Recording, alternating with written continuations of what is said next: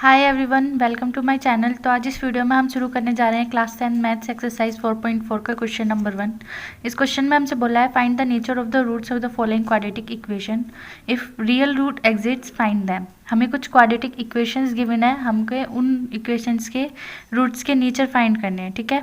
और अगर real root exits होते हैं हमें उन्हें फाइंड करके दिखाना है। तो वीडियो शुरू करने से पहले अगर आप हमारे चैनल पर नए हो तो please subscribe my channel.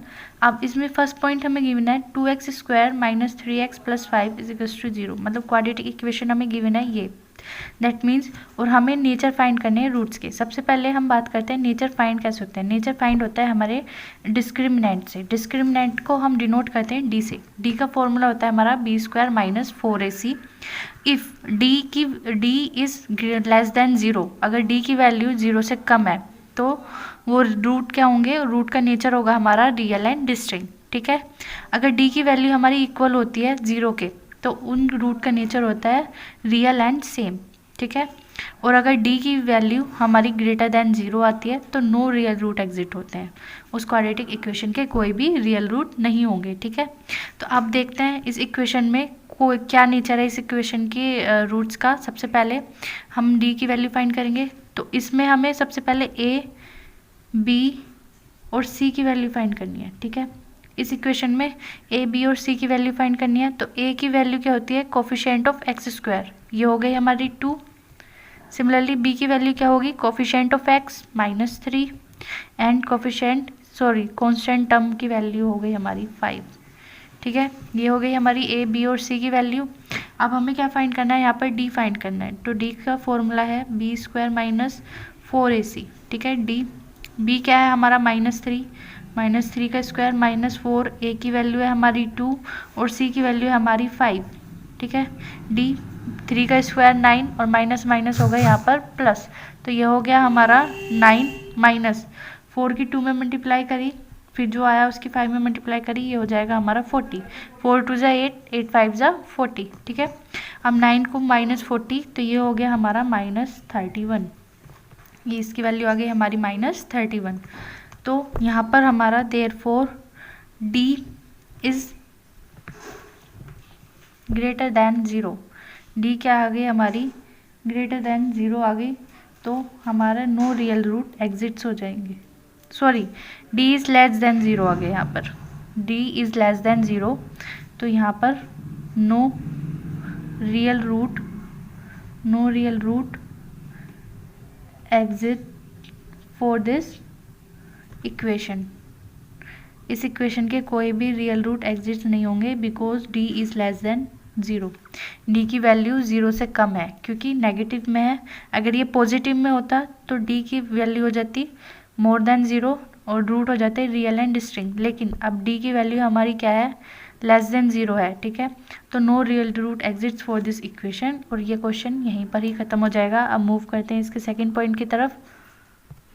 Second point में हमें इक्वेशन गिवन है 3x² minus 4√3x plus 4 is equals to 0। तो इस इक्वेशन में सबसे पहले ए, बी और सी की वैल्यू फाइंड करते हैं।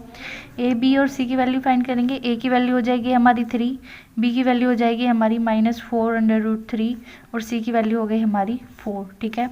अब हमें नेचर ऑफ रूट फाइंड करने के लिए डी फाइंड करना पड़ेगा। डी की वैल्यू फॉर्मूला होता है b² minus 4ac। D B का स्क्वायर यानी -4√3 का स्क्वायर, ये होगा हमारा -b²।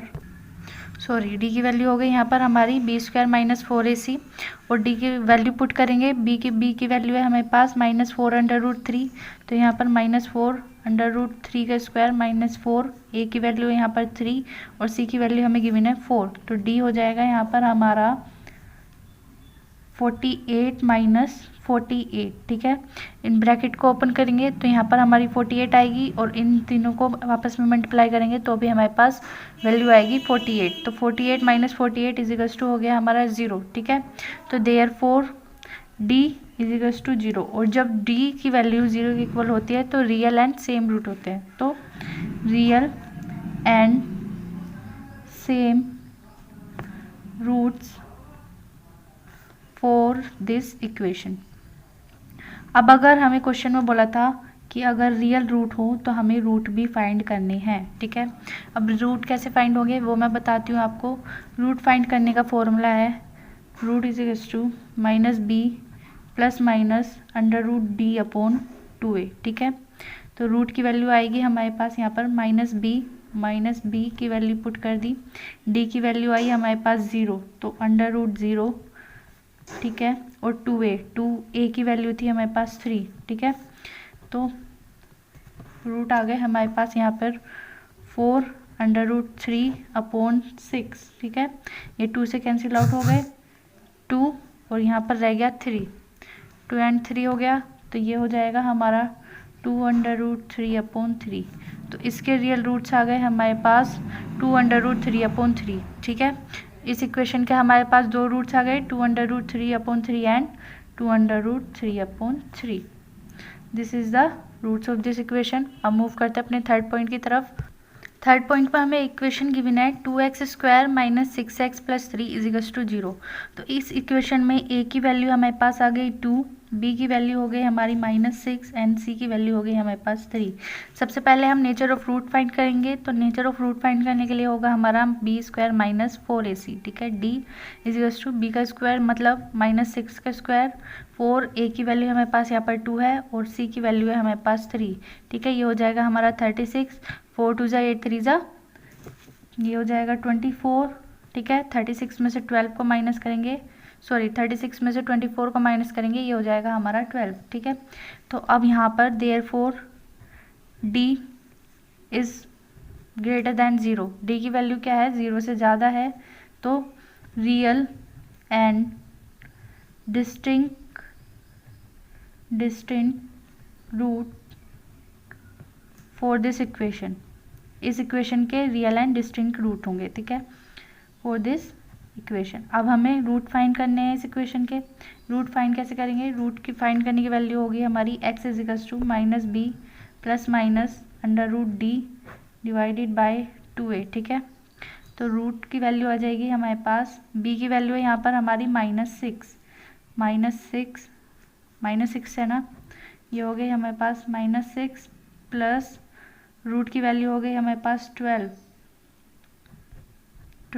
ये प्लस नेगेटिव और पॉजिटिव साथ में है, क्वेश्चन वैल्यू होती है, फॉर्मूला होता है हमारा -b positive negative under root D upon 2a, ठीक है। -6 plus minus under root 12 upon 2, a की वैल्यू है हमारे पास 2, तो रूट आ गए हमारे पास यहाँ पर 6 प्लस माइनस, अब 2 अंडर रूट 12 को हम कैसे लिख सकते हैं? अंडर रूट 12 को हम लिख सकते हैं 2 मल्टीप्लाई 3, ठीक है। इसको मैंने एक्सपेंड करके लिख दिया 2 मल्टीप्लाई 3, और नीचे हो गया हमारा 2 की मल्टीप्लाई 2 में करी 4, ठीक है। नीचे हमारा 4 हो गया, मैं यहाँ पर ही कर देती हूँ, ठीक है। अब हमें क्या करना है, सिंपली 6 प्लस माइनस, अब 2 जब अंडर रूट 2 होते हैं तो यहाँ पर हमने क्या ले लिया, एक 2 कॉमन ले लेंगे, तो एक 2 बाहर आ जाएगा और ये हो जाएगा अंडर रूट क्या हो गया हमारा 2 हो गया, तो 2 बाहर आ गया। अब अंदर क्या रह गया हमारा √3 रह गया अपॉन डिवाइडेड